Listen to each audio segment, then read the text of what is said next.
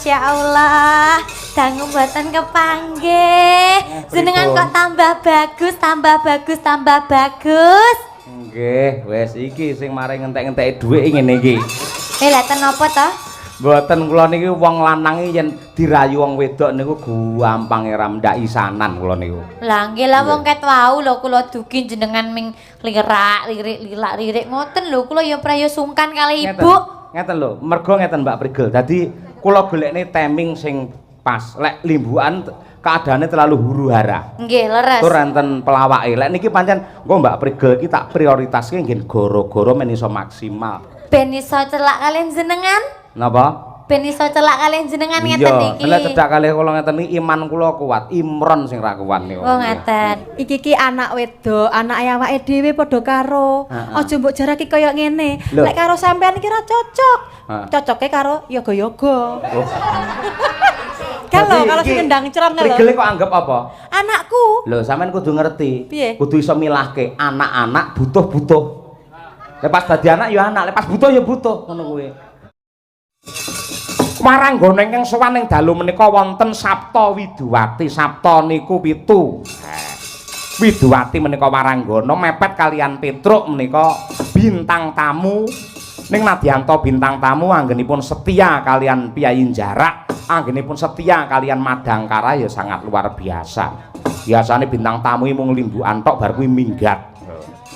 Lek genduk Prigel iki ya wah wong tak takoni ngantos napa mangke limbukan napa gara-gara mboten Pak Dalang pokoke nganti mangke mbubrai debok kula tumut matur sembah nuwun pancen ya cilikane mbiyen tau tak emong kok mbiyen bocah iki kok mbuh wis pirang puluh tahun kepungkur nalika semono iku lho sik rung di anak apa piye Mbak rung di anak ya dereng nganti saiki anak kula pun 4 parantine biyen kaya ngono saiki kok jan kaya wah Luna Maya tenan iki. Mulai dadi Luna Maya kok arile aku. Mboten wis tuwek neko-neko. Ingkang baken tetep sehat walafiat Mbak Prigel matur nuwun panjang kuyungipun. Kalajengaken angka kalih menika Mbak Umi Hafifah domestik saking Ponorogo saking Pulung. Nadyanto menika waranggana saking Ponorogo ning men ketok yen waranggana larang mangkate ya Kosala. Udah bareng kalian kanca-kanca numpak bis biru. Lingguhe ngarep dhewe mergo yen ning warung pengin jajakne karo kanca kancane. Dasaripun bar tanggapan ning Banyumas rong bengi kok. Wah. Tumpuk undung rezekine bocah iki. Dene ingkang angka 3 menika Mbak Winong Nawangsih made in saking Tulungagung. Ingkang sakmangke nggayuh kawruh ngudi ngelmu wonten ing UNS. Semester 3. Semester 3 niku. Kalajengaken genduk Birgita ingkang saking Kota Tahu, Kediri. Menika sampun wis wisuda ya Bir ya. Oktober sesuk. Ya, alhamdulillah. Oktober iki yen nyiarke sinden kudu Mbak Birgita Ayu sarjana seni. Ngono kuwi. Mergo pancen ya perjuangane luar biasa. Tak kira dadi mahasiswa selama-lamanya ayo. Parantine kok iso rampung, alhamdulillah. Kalajengaken menika Mbak Tutik iki sapa kuwi? Oh, anu kleru, tak kira Mbak Tutik. Mbak Chandra Mulya. Iki Mbak Chandra Mulya. Jane nalika si Umi terus si Winong terus Birgita dereng melu Madangkarai sing dhisik dhewe iki Mbak Chandra Mulya kuwi mbiyen. Wong sik SMKI dhewe tak cangking ngalor ngidul. Ayo nggih. Ning bareng sakniki ya leh. Nek ora sura ngene iki angel goleki si Chandra iki angel. Nggih. Wis apa-apa yen sela, anggere sela ngeten iki terus kula seseli ngoten mawon. Tegese melu kula ngoten lho. Ha iya. Kalajengaken menika waduh kae jan. Ibu kita Sukesi Rahayu sarjana seni magister seni. Dosene jurusan pedalangan isi Surakarta. Wah, kaya ngono kuwi. Wis dosen dadi sinden walah. Lah iki sing jenenge sing kakung seniman sing putri Seniwati. Kayane mlumpuk ngono kuwi. Ya, tenan nggih luar biasa. Bu Kesi matur nuwun sudah bertahun-tahun mendampingi seorang Petruk anggenipun derek nyibaraken budaya golek susu lan uga SPP kangge putra-putramu kabeh kae. Pamungkasing pasiban menika Mbak Lia Sundari menika sabu kawat. Nah, ngibarate nadyan sone apike kaya apa mika apike kaya apa ning yen ora nek jensete yang kuat dan hebat mokal iso gemuruh suarane. Lho, jantunge wayang iki genset lho, wis to. Mbok ngaku pangguhe megah, dalange apik, sindene ayu, lampune iki gemerlapan lek nek gensete, wo cilaka niku. Lah nggih, mula jantunge wayang niku genset nggih. Mula ya kekuatane Madangkara, sinden Madangkara mapan wonten ing Mbak Lia. Mila anggenipun mulai kesel awake monggo ngunjuk solar. Solarso. Iya mula awake saya mbembem bareng ngunjuk babakan sing BBM ngoten niku bareng sari kok malih kaya genset. Iya. Ora wedi. Terima kasih. Nyuwun larasipun pelok partipun barang rumiyin. Nah, wau wonten ing ngersakaken titipane anak putu. Nah, iki dhisikke sing klasik bar kuwi engko saya hot. Ngoten. Kula nyuwun bawanipun dumateng Raka Mas Muhammad Taslim. Dandang gula titipan. Menika pesan moral yang sangat luar biasa untuk kita bersama menjaga terhadap kelestarian alam dan isinya. Monggo Mas Taslim bawanipun. Kita amung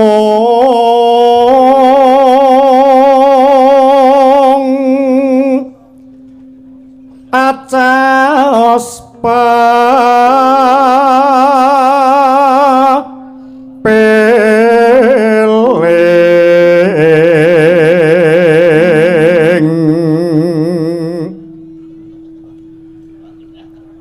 iwa kalimput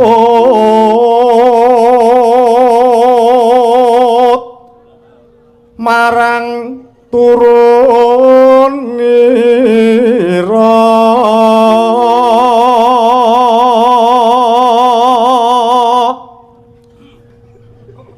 kang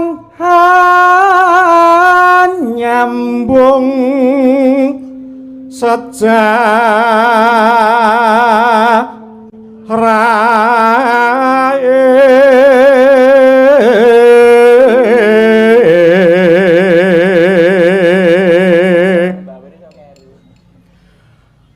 kewajiban kang satu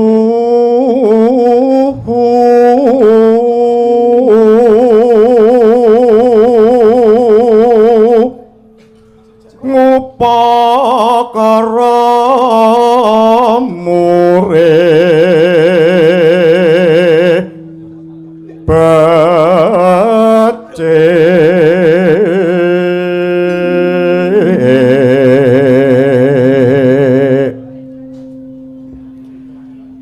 mamarti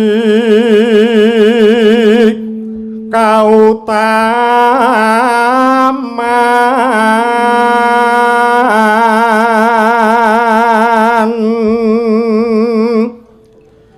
mamre bisa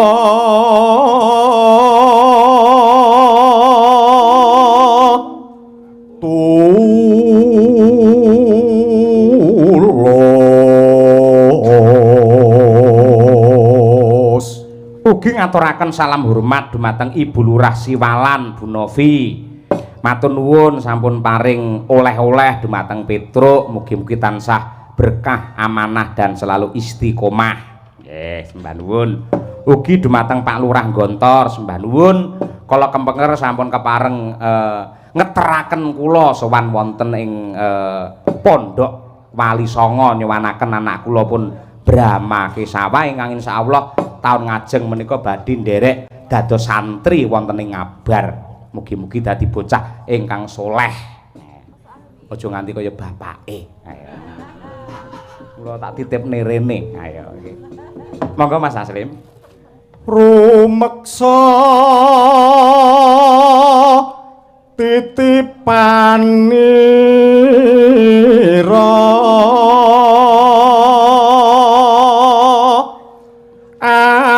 anak putu pinudi murih lestari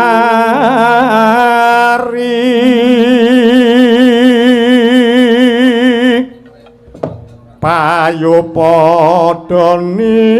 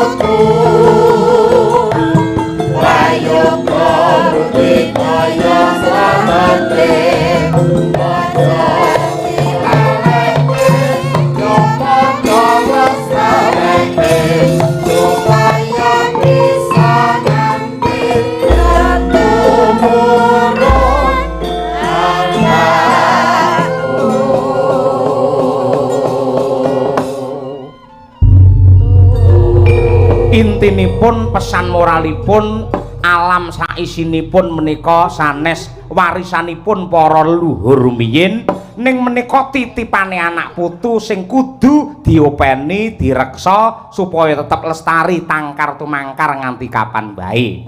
Ngono ya, Tru. Nggih, ngoten niku Mas Gareng. Kejaba saka kuwi gandeng awake dhewe iki mawali-wali sowan ning Panaraga tetep ngaturake sungkem bekti marang para pepunden dalang ing Panaraga mligine ketua pepadi Panaraga. Nggih. Ugi dumateng Mbah Yatno, Pak Buguh, Pak Sento, Pak Manto, kadang kula Mas Guritno ugi ingkang kepareng rawuh kala wau. Nggih Mas Purba Sasongko. Matur sembah nuwun. Nggih, lan sedaya kemawon. Mas Mus Mujiono. Iya, kuwi ya piyai kene. Heeh, kuwi asline piyai kene. Ayo. Wis luar biasa. Pokoke terima kasih yang sebesar-besarnya Petruk nderek macul wonten laladan Panaraga. Heeh, Truk. Nggih. pelok nenem. Nah, sing klasik tak dhisike luwih dhisik. Coba Bir, sampean nembang aja lamis Bir. Nah, nggih, coba. Ku ya pandonga. Sampean muga-muga le duwe pacar, pacarmu aja nganti lamis karo sampean. Goleki yo kuwi. Ning kudu diwalik sampean sing lamis karo pacarmu. Ayo nggih. Nggih. Cobi buka saking bonang Mas. Ya, diaturake langsung kemawon. Aja lamis. Ya. Ayo. Ayo Mas.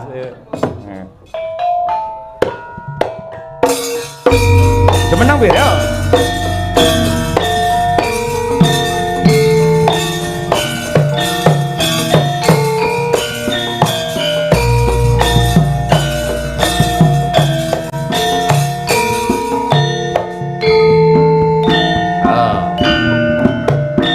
Berkarakter halus bocah iki. Ya.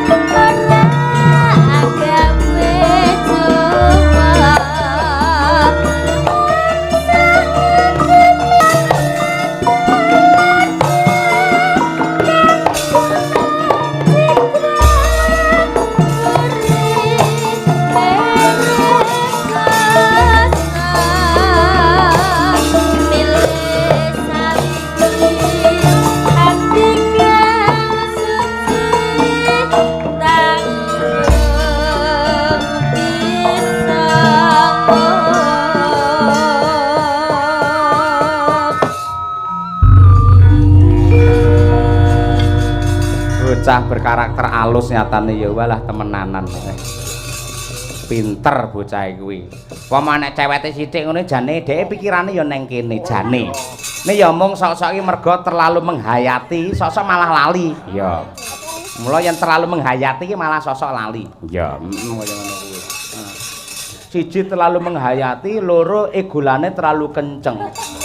Ngono iki sosok nadane saya medun, saya medun, saya medun. Wonge teko, ora teko. Ayo. Mbak Prigel saka kota Kediri, ku tak tang tak dang dang dang tang. Yo.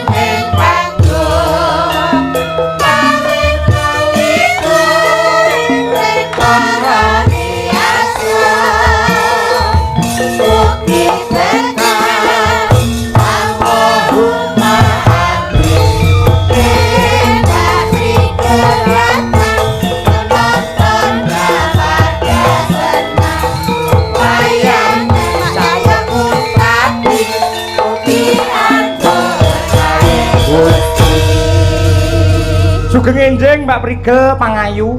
Sugeng enjing Bapak, Masya Allah. Dangu mboten kepanggih. Jenengan kok tambah bagus, tambah bagus, tambah bagus. Nggih, wis iki sing mari ngentek-ngenteki dhuwit ngene iki. Lha ten napa to? Mboten kula niki wong lanang yen dirayu wong wedok niku gampang ram ndak isanan kula niku. Lah nggih lah wong ket wau lho kula dugi jenengan ming lirik ngoten lho kula ya praya sungkan kali Ibu. Ngeten lho, mergo ngeten Mbak Prigel. Dadi kula golekne timing sing pas. Lek limbukan keadaannya terlalu huru-hara. Nggih, leres. Tur enten pelawake. Lek niki pancen engko Mbak Prigel iki tak prioritaske nggih goro-goro men iso maksimal. Ben iso celak kalian jenengan? Napa? Ben iso celak kalian jenengan ngeten iki. Iya, lek cedak kalih kula ngeten iki iman kula kuat, Imron sing ra kuat niku. Oh ngeten. Berarti kula mboten nyedak-nyedak jenengan mawon nggih. Sik kula arep ngobrol kali Ibu. Ibu sinten? Ya, nggih, kudu izin sik karo Ibu. Neng ngopo to? Anu nyuwun sewu. Just info nggih. Hanya info, informasi saja. Oh kan kula dugi to, Bu. Nggih, ngono ngoten. Terus Bapak piye kabare sampeyan, Nduk? Alhamdulillah sehat, pangestunipun kula kan ngoten to. Iya, Nduk. Aku arep omong ngoten dawuh Bapak. Terus ngeten. Aku ki tresno banget karo ibumu kae Bu Kesi ngoten dawuh. Alhamdulillah. Lho seksine yo enak kuwi lho. Nggih to jenengan lak dawuh ngoten ta wau. Seksine nggih blurah napa niku nggih nyekseni. Terus nggih terus pripun? Aku ki biasane yo mesakne karo ibumu. Saking tresnaku karo ibumu ki aku mesake. Mantuk tanggapan kundur saka tanggapan kae nyang kampus nggih to. Pasan terus bar teko kampus terus sik ngomong anak-anak, sik nyepake aku pakaian nggih nganggo dalang ngoten tirose. Terus pripun to, Pak? Ya sirku ibumu ki tak golekne batur. Mosok Dek omong nggih lah niku batur sing pripun niku coba jenengan klarifikasi kula ya ora roh maksude batur sing piye. Bapak. Dalem istriku tersayang. Ngene lho, Pak. Iki anak wedok, anak awake dhewe padha karo. Aja mbok jarake kaya ngene. Lek karo sampean iki ora cocok. Cocoke karo yoga-yoga. Kalau sing ndang cereng lho. Prigel kok anggap apa? Anakku. Lho, sampean kudu ngerti. Piye? Kudu iso milahke anak-anak butuh-butuh. Lepas dadi anak ya anak, lepas butuh ya butuh, ngono kuwi. Ngoten iki. Tegese butuh kita berkolaborasi di dalam seni pertunjukan, ngoten. Sampeyan ora ngerti batur to mau karo panjenengan. Batur ku ora kok terus golek istri nahi mboten. Batur niku pangembating tutur utawi pangembating catur. Tegese men enek sing dijak timbangan nggih omongan terus awake dhewe rapat utawa apa rembukan ngono kuwi. Nduk, bapakmu malam ini jos tenan. Jose ora kena digodho pokoke malam ini. Kayak luar biasa nggih imane kok sok kuat ngoten nggih. Kuat tenan Dek. Dek arek karo Silvi Kumalasari ora gelem kok, Nduk. Oh mboten. Malah tekan dindi ora. Lah maksude wau pripun kok batur tirose lek Bu Kesi pas teng kampus jenengan ngene bature ning omah nggih ngomong Brahma kali dan anak-anak lainnya ngoten mau piye? Loh tegese iki sebatas yang membantu saya untuk mengelola rumah tangga. Lah ning kok enten embel-embele batur sing iso nembang kaya kowe kaya Silvi kaya Mbak Elisa ngoten mau pripun? Lah lek gur nembang ora perlu golek batur, radio ke disetel tembang e wisan. Ngono kuwi. Ora kenging digodha. Ha iki bapakmu saiki wis mendita, Nduk. Soale dhek iki ning omah bar tak ancam. Heeh, mendita Begawan Wisrawa. Masya Allah, matur sembah nuwun Ibu Kesi. Padha-padha Cahayu. Ngeten iki asline anu Mbak Prigel, saya sangat menghargai menghormati seorang wanita. Ngaten. Jadi mulai malam hari ini wis ket wingi barang saya tidak berani untuk njaraki wong wedok, ngene ora wani. Jadi wingi-wingi nganti saiki ora tahu. Delok ning YouTube ora nate aku njarake wong wedok. Lek sesuk sok mben mbuh kuwi. Oh ngaten. Lek pas Ibu mboten ikut. Lek pas Ibu mboten ikut. Kok mboten ikut Ibu Kesi ning ndi selalu ikut. Selalu ikut. Melu terus. Kuwi ora mung hansip, ora mung satpam, dhek ning kene dadi Kapolri.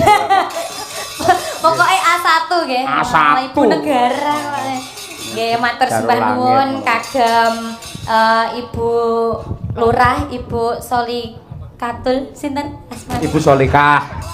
Malah katul piye?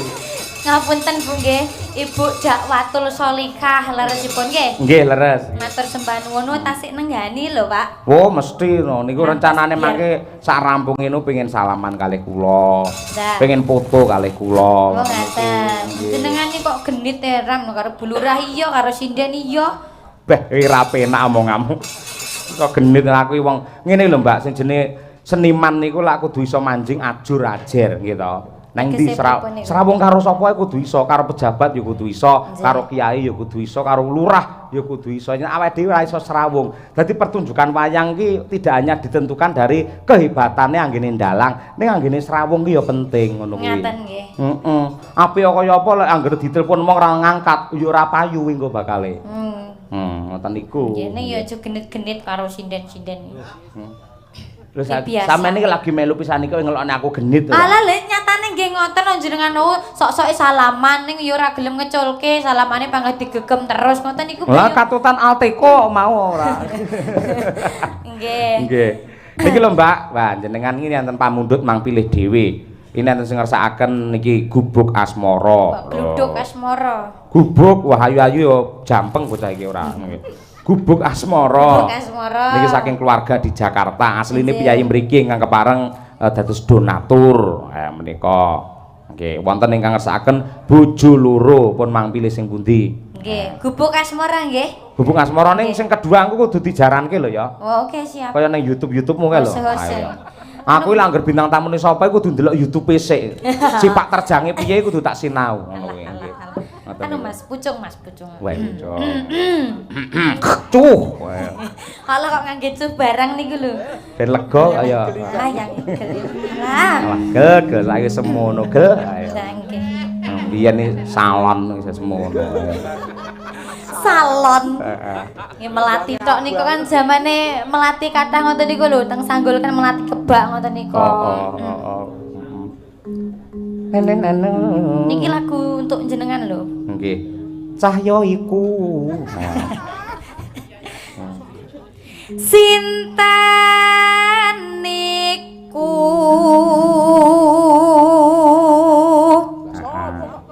Lah sapa? Piyai katon merabu. Wis do bingung iki sapa iki? Sapa?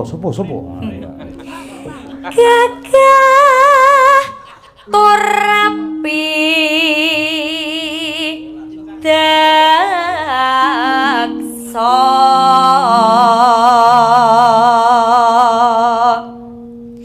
sinawang tan hamba seni. Ketoke aku iki ketoke iki. Nitik saka cukur aku mulet iki ketoke aku. Bapak ya iya. Ya mugi-mugi bagya mulya. Tepuk tangan sinden-sinden untuk Pak Prigel lho. Kersa ndamel pucung khusus nggih aku tur mburi dhewe ndongakne apik bagya mulya. Sinden-sinden mbok gawe pucung ndongakne aku ngono. Mendina tak jak ngono lho ora. Muga langgenga kalih ibu nggih Pak nggih. Amin. Yes. Sinten niku bocah wadon ingkang asu ayu. Ayo. Dasar swara bergas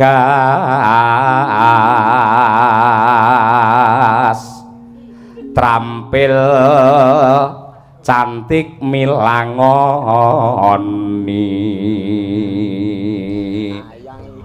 muga prigel tetep dandan aneng salon. Allah jadi malu. Alah nggih. Jenengan wis tak anggap bapak kula dhewe lho, Pak. Wah, berat lagi wisan iki. Sudah ada batas iki malian. Nggih, niki tembangipun gluduk asmara. Gubuk ora kok, gluduk ora nggih. Nggih, buka sinten niki? Jenengan. Kula. Nggih, terus kedua dijaranke. Sampeyan pae kudu ngene lho tangane kok.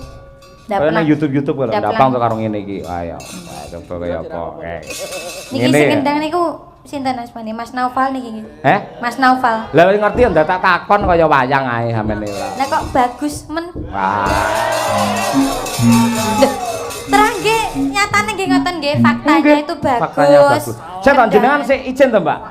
Ijen to? Lho nggih, tasih ijen di atas. Maksudnya panggung. durung duwe pacar to? Oh, belum. Alah. Loh, Pak Nyon Sewu, Apa? kita itu di atas panggung nggih, Ah. panjenengan. Sinden-sinden, jenengan di bawah punya istri, Ah. kulo di bawah punya suami, yogo-yogo di bawah punya istri. Neng kalau di atas panggung kan kita profesionalitas kerja gitu. Betul. Jadi kita itu plat kuning, nggih sapa-sapa sing nyedaki oke-oke saja toh. Heeh. Lah plat kuning orang menyedaki numpaki barang lho, Mbak. Loh, bahaya. Mobil kae mikrolet kae masamu. Plat kuning ditumpaki kata toh. Ora, nggih. Aku tak salaman karo sing ngendang mrih oleh toh. Oleh ngono wis bebas. Mangke tak Menika Mas Naufal nggih. Nggih. Anu Sugeng Dalu kok bagus ya ora. Terus di pacar apa burung ini? Dereng. Sik single nggih, jomblo. Duda. Istrimu kemana toh Mas? Bisa meninggalkanmu yang seganteng ini. Ya Allah, mbok karo aku ae. Iya.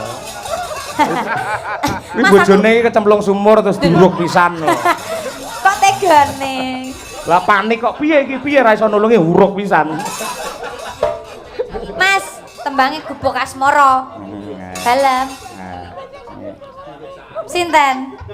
Sing ngendang sitok ya pengen salaman nyon sewu. Alah. Salamane mbok iya. Sing niki. Lho, iki nepeng ngendang. Niki lho, masalah Sugeng Enzi.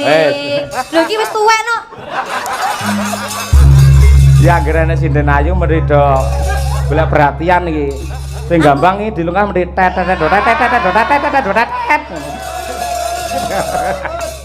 Ayo. Mas Noval. Lagune Gubuk Asmara. Kaya lek latihan awake dhewe mambengi lho Mas ya. Aja lali jaranan kae. Iya. Ning gubuk. Alah, sek kelingan to Mas. Tabono sing penak lho ya. Iya. Wah, iki mau gabung ning Madangkarano langsung keruh iki keadaane. Lho, kan modele kula lek kancane keruh seneng nonton Pak. Kucluk ora. Ya Mbak Prik, ayo Mbak Prik ayo. Nyon sewu nggih Bu Lurah nggih. Alah nggih gojek. Alah. Ayo Mas ditabol lereng. Pengen sagak kebak tulisan warna abang tulis lakan senengi gubak asmara biyen kae tak go hando matresno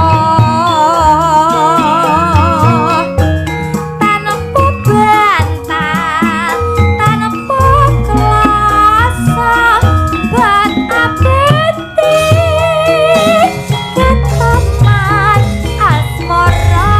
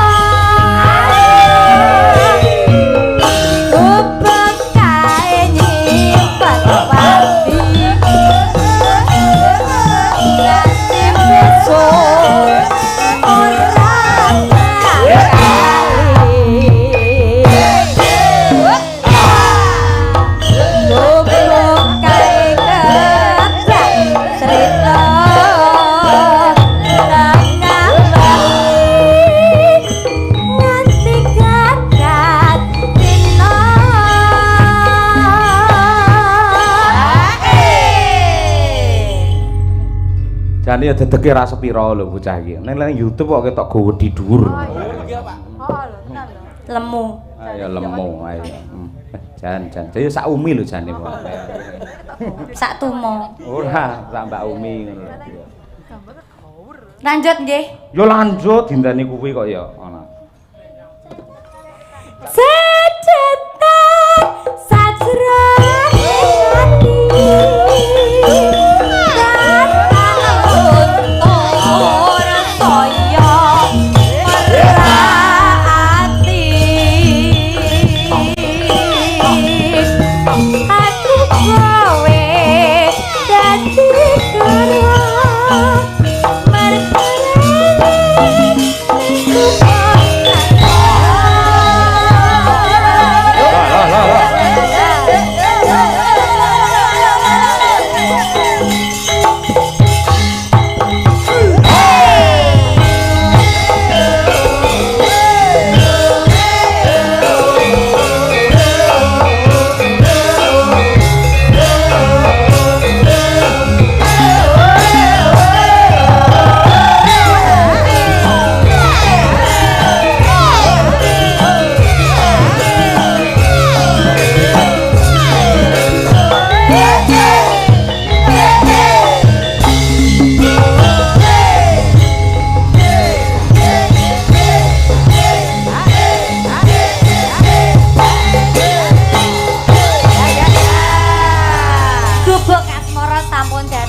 Sik sampean lek ijen iki ketoke kurang menawan. Kurang menawan. Tak golekne encon duetan ya. Oke.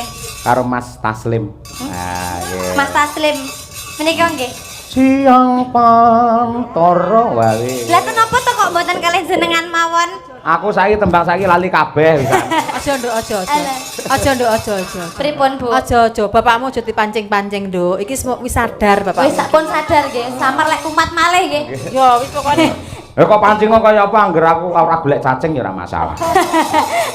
wis karo Mas Taslimah wae. Oke, nggih. Ayo.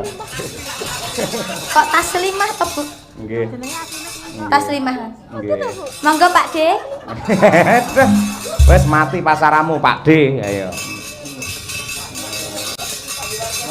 Nah, kuwi.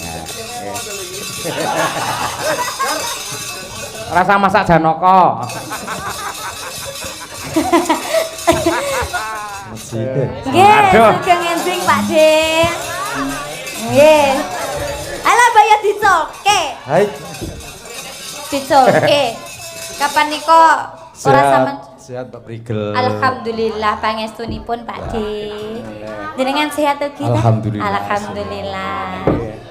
Nggih kapan niku ngeten iki ora diculke terus cincinku ilang. Oh, Tak kei alteko kok iya. Taslim. Bojomu nonton YouTube.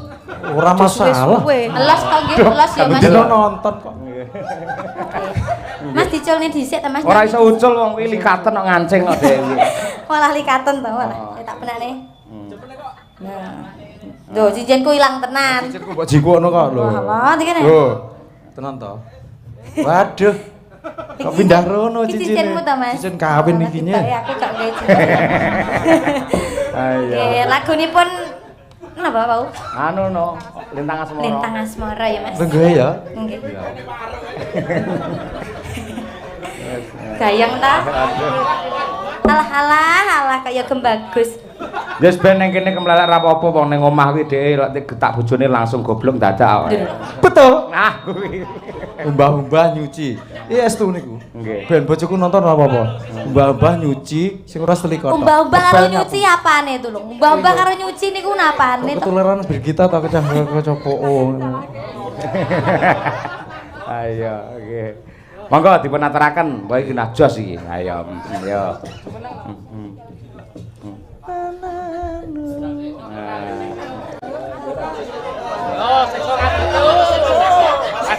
Oh, kok sikso, iya mah. Mesake lek cekson kek sore dek ayo. Kancane do mangan dek tatet-tatet tok. Nganti kaget lho, buluran nyepak campur sari to, Pak ya. Ngono ya, ayo nggih. Ayo.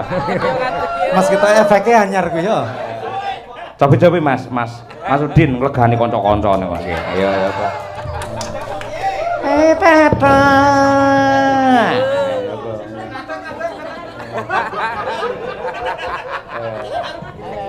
Stand up please, Mas Penyok monggo. Sik. Ngadeg. Jumeneng. Oh, mikir sama Rene tak mikir. Lah, prigelin jarak perkara tenan ora. Lha yo ben iso iki lho disyuting Indosiar karo Global TV proyek maneman to, Mas. Pengen salaman. Alah. Niku piyayi anteng amun dijarake yo.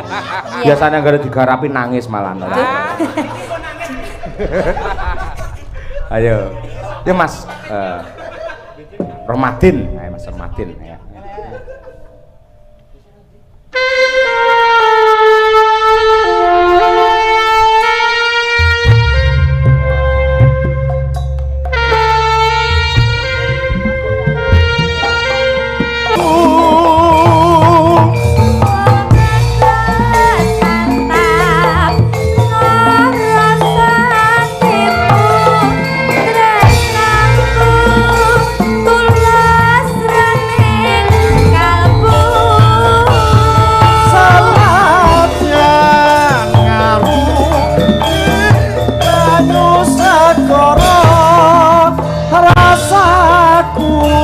bakal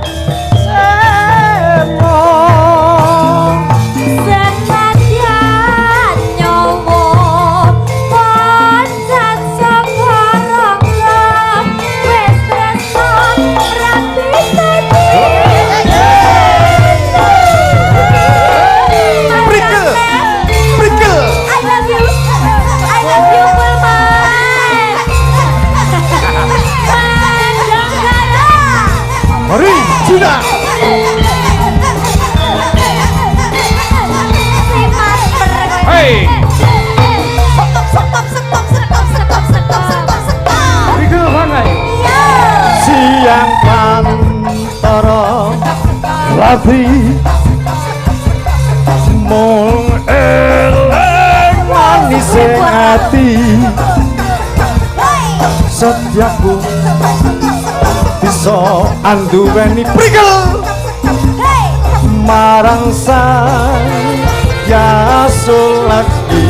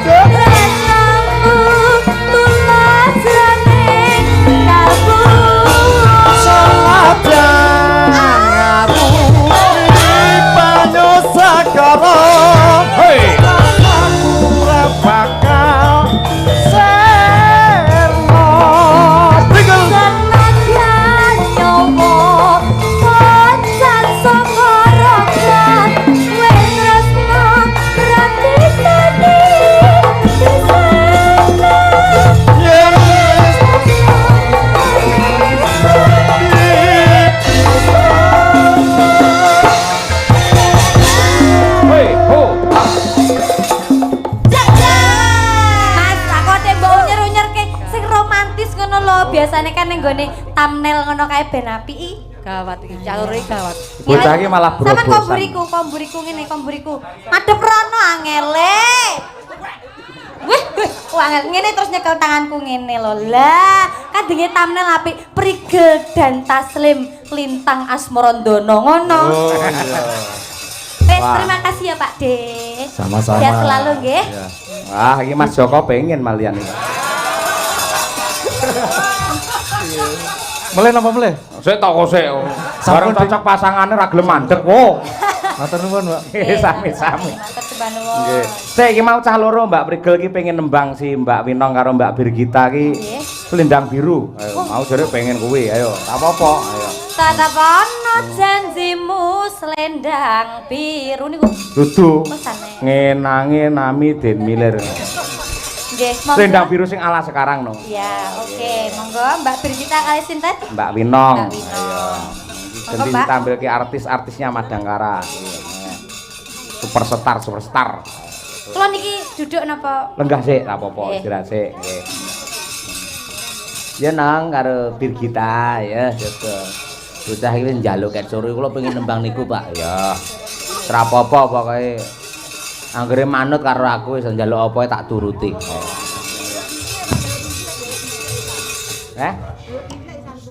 Yo beres. Ayo. Ngapa tak kok pengen nembang anu selendang biru iki? Soalnya selendangnya biru, Pak. Lah, Oh betul, iya. Pak. Dan kontekstual. Bocah iki iso seragam, selendang ya biru, bayake biru. Ayo. Nah, gitu. Nganti tekan jero. Ayo, monggo nembang ya. Mboten apa? Selendang biru yuk. Mboten Atine apa? biru bisa rukun ngono lho. Nah, mboten nambah bir mboten biru kok jero. Ya gak biru. Udah ngopo to iki? Aku wis nutup ngangge bisa rukun masalah nekat ae. Pak Winong. Ndak. Udah koclok kabeh iki ra. Monggo Cak diaturake. Ayo, selendang biru Mbak Birgito dan Mbak Winong Ceryo. Ayo. Yo.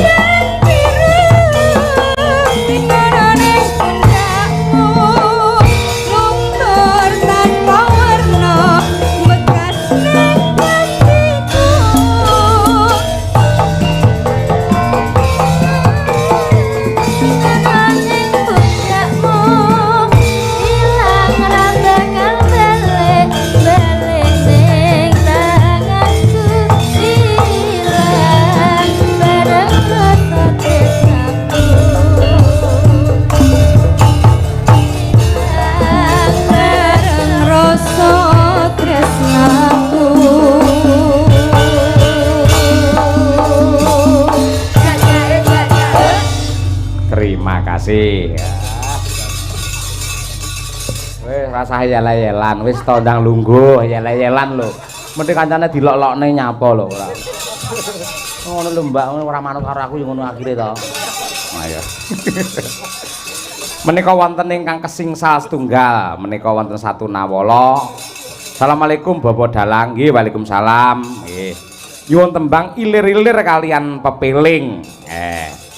Saking Bapak Lurah utawi Mbah Yono. Kepala Desa Manuk. Menawi ilir-ilir kala wau sampun kula aturaken nadyanto terbingkai di dalam lakon. Ning pepelingipun tetep kula aturaken minangka penutupan wonten ing gara-gara. Monggo sareng kemawon langsung kemawon pepeling karya Abdi Solo Ki Anom Surata. Ya so, dados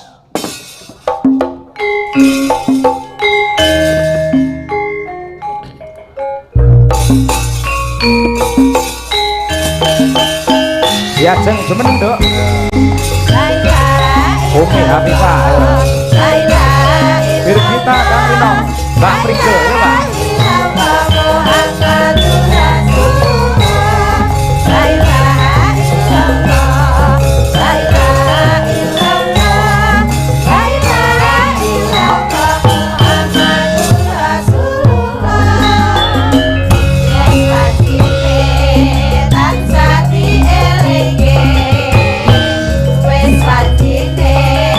Pada indah akhir akan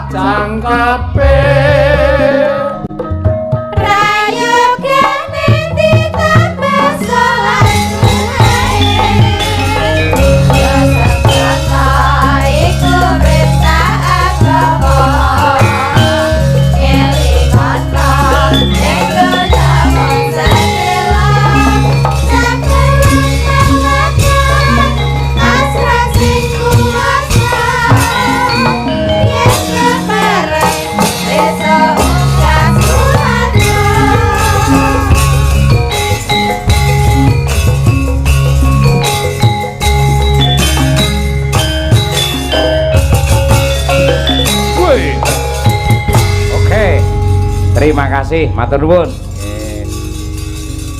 Mbak Prigel, terima kasih nggih Mbak Prigel. Nggih, nggih, sing tindak sukses selalu. Nggih, nggih. Ya terus Mbak Cutne gelaring cerita. Nggih.